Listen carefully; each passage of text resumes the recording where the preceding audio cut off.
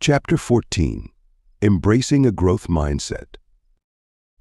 Now let's explore the concept of a growth mindset, a transformative approach that can revolutionize how you perceive challenges, setbacks, and your own potential.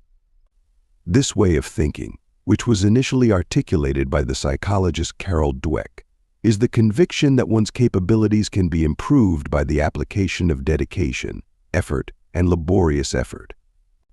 It's not just about raw talent or fixed intelligence. Imagine you're faced with a problem that seems insurmountable. If you have a fixed mindset, you're likely to give up, thinking you simply aren't smart or skilled enough. If, on the other hand, you have a growth mindset, you will view the problem as a challenge, giving you the opportunity to learn and develop. You'll understand that effort and perseverance, not natural talent, are the keys to success. Embracing a growth mindset isn't always easy.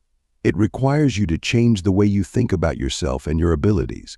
It is necessary for you to venture outside of your comfort zone, participate in risk-taking activities, and view failure as a chance for learning. The beauty of a growth mindset is that it's not just about academic or professional success. It's about personal growth and self-improvement. It is about coming to terms with the fact that you have the ability to take control of your own reality by means of your ideas and actions. Chapter 15.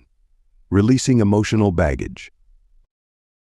Unpacking your emotional baggage is a crucial step towards becoming what you think, as it allows you to shed the weight of past experiences that may be holding you back. By holding on to old hurts, disappointments, or fears, you're fundamentally allowing those experiences to shape your thoughts and, by extension, your reality. Yet, it's not always easy to let go. These emotions can feel like a part of your identity. They're familiar, and even if they're painful, there's a comfort in that familiarity. It's here where you must remind yourself that you aren't your past. You're an evolving individual with the power to redefine your reality. Begin by acknowledging these emotions. It's okay to feel hurt or angry. These are valid emotions, and by recognizing them, you're taking a significant step towards healing. Kindly make an effort to identify the origin of these feelings. Is it a past relationship? A traumatic event? Understanding the source can help you begin to separate yourself from these feelings. Next, work on forgiving. This doesn't mean forgetting or condoning the actions that caused the pain. Instead, it's about releasing the control these experiences have over you. It's about choosing to move forward, to create a new narrative for yourself. Chapter 16. Practicing Gratitude and Appreciation. Often, the practice of expressing gratitude and appreciation can dramatically shift your perspective, steering your thoughts towards positivity and abundance. Think about it. When you're focused on what you're grateful for, there's little room left for negativity or scarcity. This isn't just a feel-good theory, it's backed by neuroscience research. Gratitude can increase serotonin production, a neurotransmitter that boosts your mood. Now, you might be thinking, but I don't have anything to be grateful for. That's where you're mistaken. Everyone has something to be grateful for.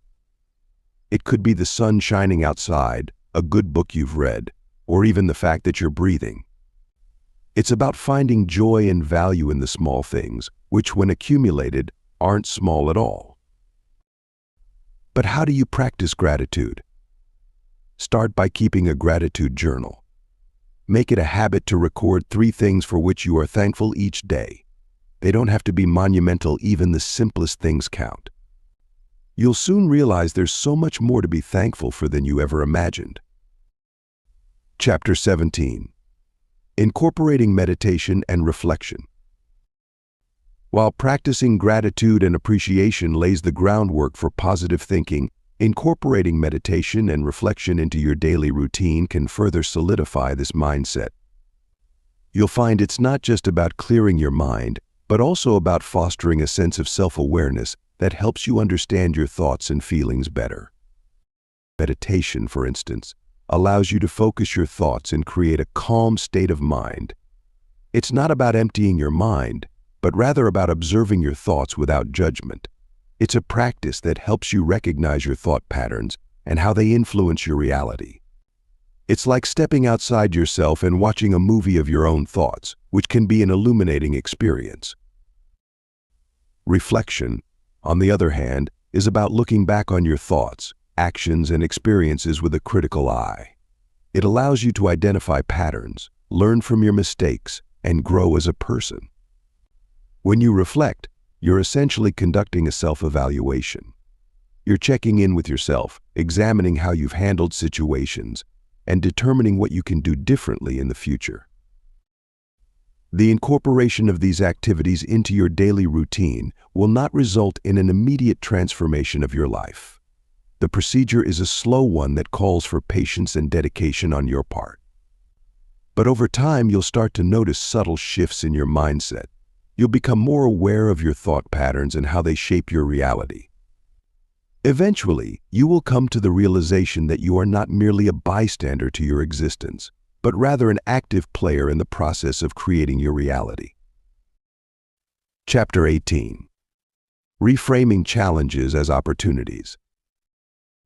When you are willing to embrace a shift in viewpoint, you might start to perceive issues not as obstacles, but rather as chances for personal development and further education. This process is called reframing. It's not about pretending that everything's okay when it's not, but about finding a more constructive way to view your situation. Reframing is a powerful tool you can use to alter your mindset.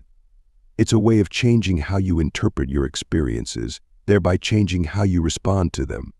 It's not denying the reality of your circumstances, but seeing them in a different light. Instead of viewing obstacles as insurmountable problems, you can see them as chances to learn and grow. For instance, let's say you've been passed over for a promotion at work.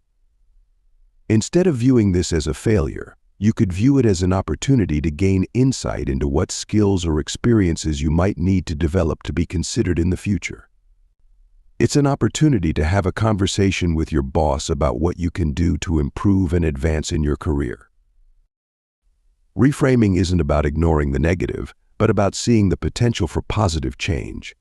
It's about understanding that your thoughts shape your reality, so changing your thoughts can change your reality. This doesn't mean you'll never face difficulties, but it does mean that you can face them with a more positive, constructive mindset. It's important to remember that reframing doesn't happen overnight. It's a skill that takes practice. But with time and effort, you can start to see challenges as opportunities, and in doing so, you'll become more resilient, adaptable, and empowered to shape your reality. Chapter 19. Cultivating self-love and acceptance. Regularly practicing self-love and acceptance is an essential step in beginning what you think, as it allows you to appreciate your strengths and acknowledge your weaknesses without judgment.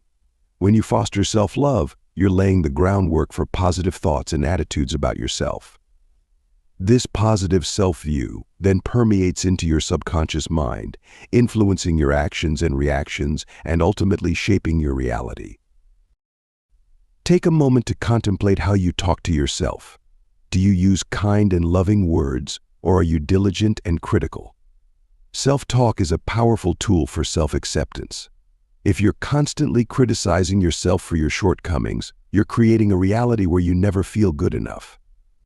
Conversely, if you can learn to speak to yourself with compassion, acknowledging your flaws but also recognizing your worth, you're more likely to create a reality that reflects this self-love. It's important to remember that self-love and acceptance aren't about ignoring your weaknesses or pretending they don't exist. They are about accepting them with compassion and understanding, and using them as stepping stones for personal development. You're not perfect, and that's okay. What matters is that you're constantly working to learn, grow, and become a better version of yourself. Cultivating self-love and acceptance takes time and intentional effort, but it's a journey worth beginning. Remember, you become what you think.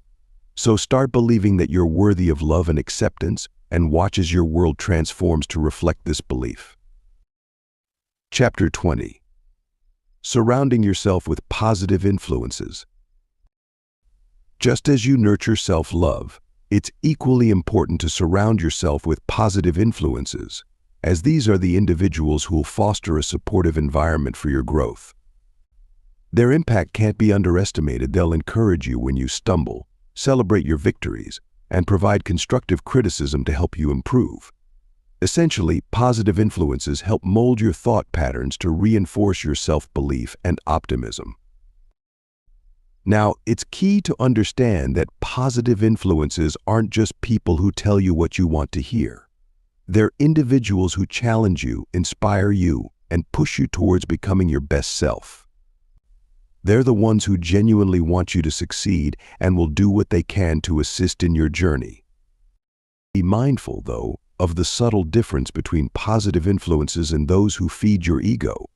The latter can lead you down a path of complacency and inflated self-importance. Positive influences, on the other hand, will consistently promote growth, humility, and resilience. Consider your current circle. Are there people who drain your energy or constantly bring negativity? If so, it might be time for some changes. Sometimes it's not about cutting people off, but rather expanding your circle to include more positive influences. This isn't always an easy task, but it's an essential step towards creating a better mental environment for yourself. Chapter 21. Consistency and commitment to change.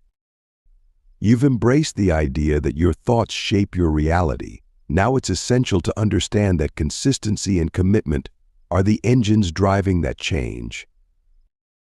It's not enough to make a change once. You must commit to it relentlessly and weather the inevitable resistance that comes with transformation. Embracing consistency in your thoughts, like a steadfast sail against the changing winds, becomes a powerful commitment to personal change and growth. Consistency acts as the compass that guides your thoughts, helping you maintain focus and direction amidst life's inevitable storms.